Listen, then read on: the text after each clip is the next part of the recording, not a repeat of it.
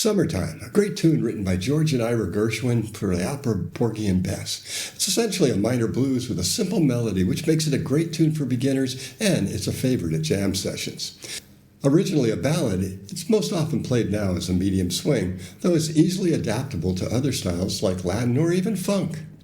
We're going to break it down so you can start playing it like a pro in no time. In this video, you're going to learn the melody and how to interpret it, the chord changes and common substitutions, and then how to solo over it using just one scale pattern. Now, as I mentioned, this is basically a minor blues, but with a twist. Let's see how that works. Here we have a basic blues in A minor. If we look at the Roman numerals, we'll see that it's a basic 1-4-5 blues, just in minor. Now, here are the changes to Summertime, and you'll see that they're pretty similar, and in fact that same structure occurs in this song. It's just been extended a little bit. Now Gershwin did throw in a little twist here. These four chords look like 2-5-1-6 in the key of C major, but C major is in the key of A minor. It's the 3 chord. It's also the relative major of A minor. So we didn't really leave the key, and in fact Gershwin takes us right back to A minor with the 2-5-1. So this remains all in one key. The melody of Summertime is quite simple, and the big clue I'll give you is that it can be played almost entirely with the minor pentatonic scale using box 1 on the 5th fret. So your first step is to listen, memorize, and sing the melody, and then find it on the guitar.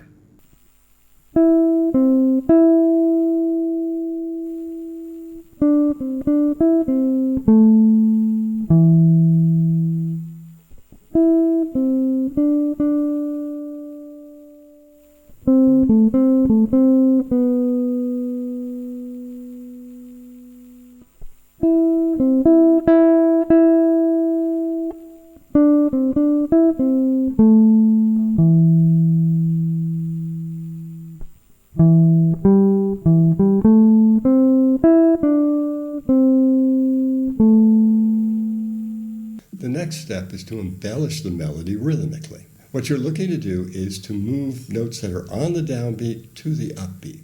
So for example, at the very beginning, it starts on 3-4-1. Well, we can change that. We're going to start on the end of 3 and make those all 8th notes. And so now we've taken 3 notes that were on downbeats and moved 2 of them to upbeats to make it swing. And you want to do that throughout the whole song.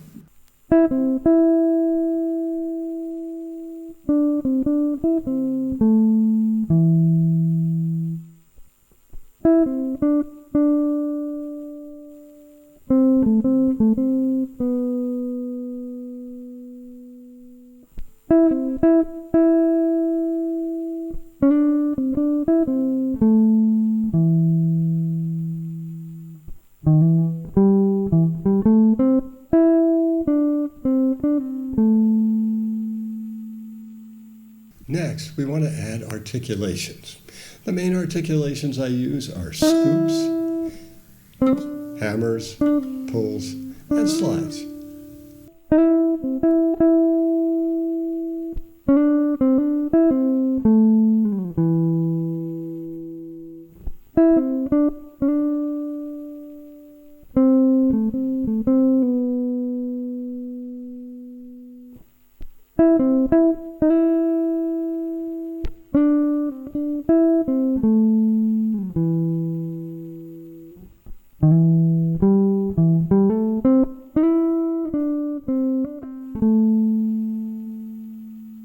And then finally, I'm going to change just a couple of notes. Now, we don't want to change too many of them. You know, there's a story of Wayne Shorter who was changing a Gershwin tune when he was playing with the Jazz Messengers. And Blakey basically said, Mr. Gershwin doesn't need your help.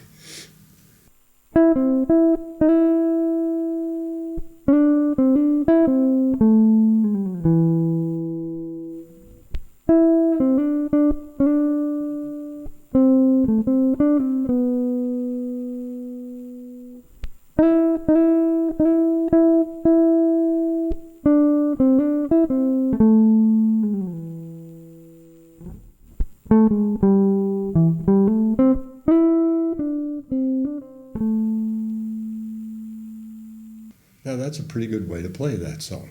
But understand that I wouldn't play it that way exactly every time. It's going to change a little bit here and there. When it's a medium swing tune, it'll be something like that. But if I feel like doing it a little differently or adding some other things, I can go ahead and do that.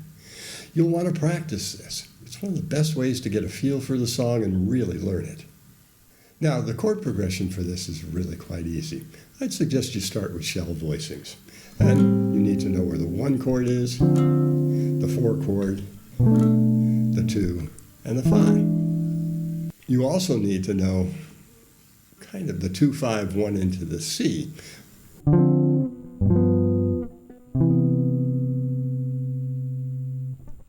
And that's the entire progression. There are also some common substitutions that we use on this song. The first is to replace the minor 7th chord with a minor 6. Gives it a stronger sense of tonic minors.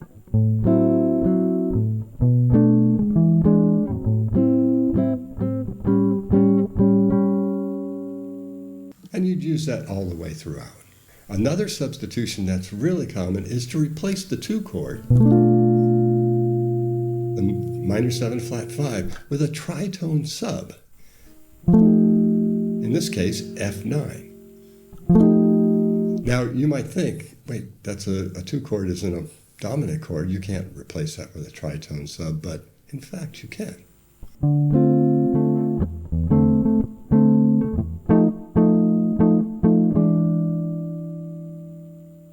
Another place you can use this is to replace the 1 chord at the end. This only works if you're going to continue another chorus or if you're doing a tag.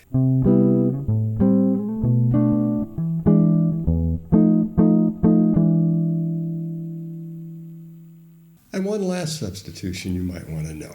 At the very end, the common turnaround chord is the 5/7 chord. But we can replace that with a tritone sub too, a B flat 7, maybe with a flat 5 on it.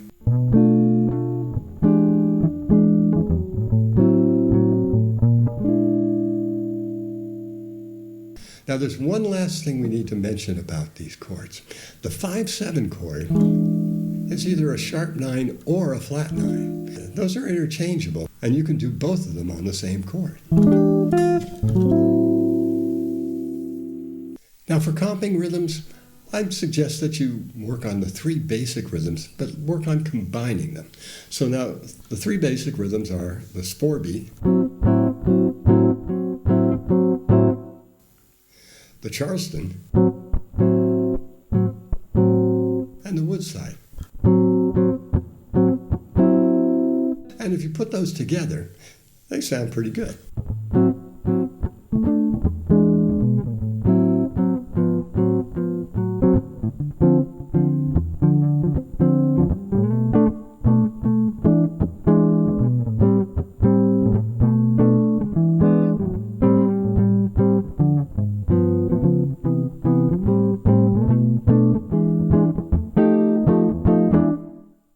Now you may have noticed that I've added a couple of chords in there, but there's nothing special about them. They're simply neighbor chords. And you can do that pretty much any time you want. Particularly, it works really well with shell voicing.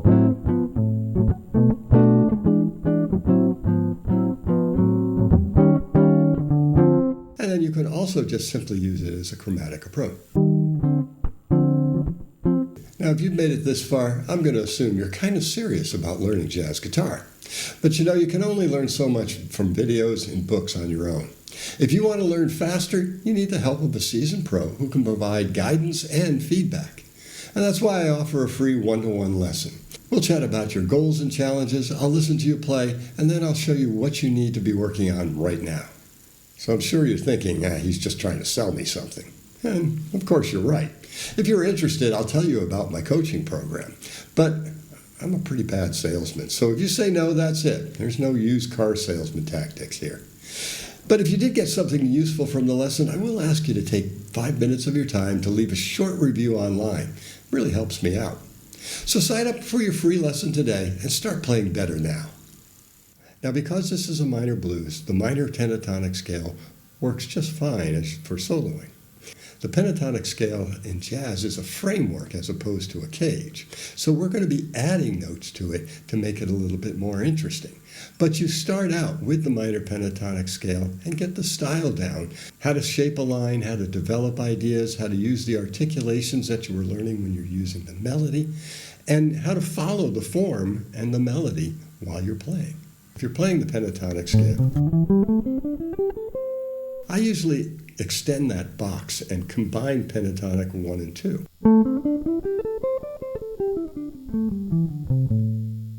And this makes it so that you can play the same basic ideas with the same phrasing. I also find that it's a lot easier to add the blue notes.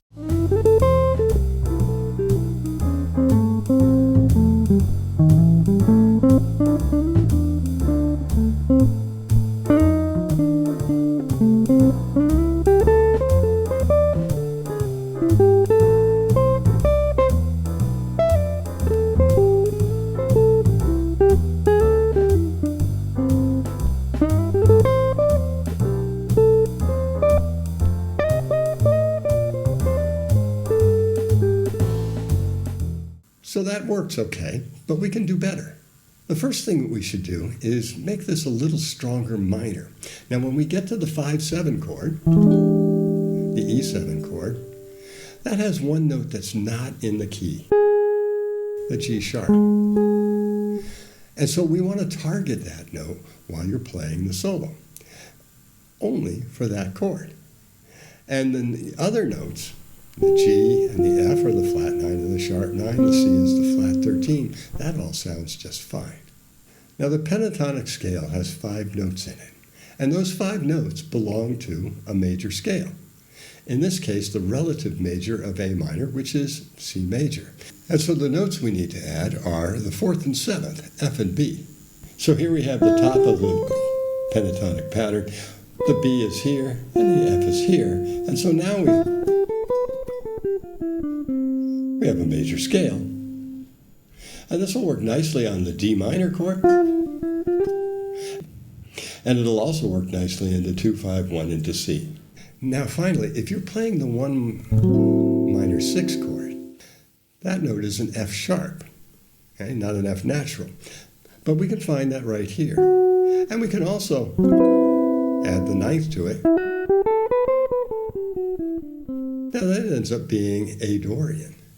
And while it's not technically the chord that we would pick for that, it should be melodic minor maybe, but it works just fine. And so that's another note that you can add into it. So you see, we haven't learned any new scales. It's all just one scale. But we add a few notes to it to make it a little bit more interesting. So now let's see how this works.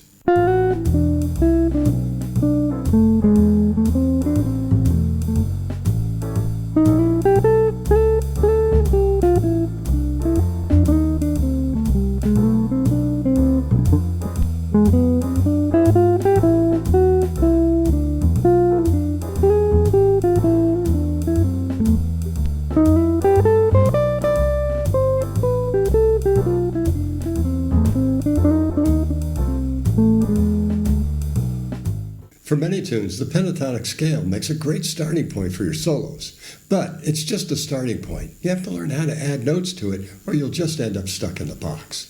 For a deeper dive into that, check out this video.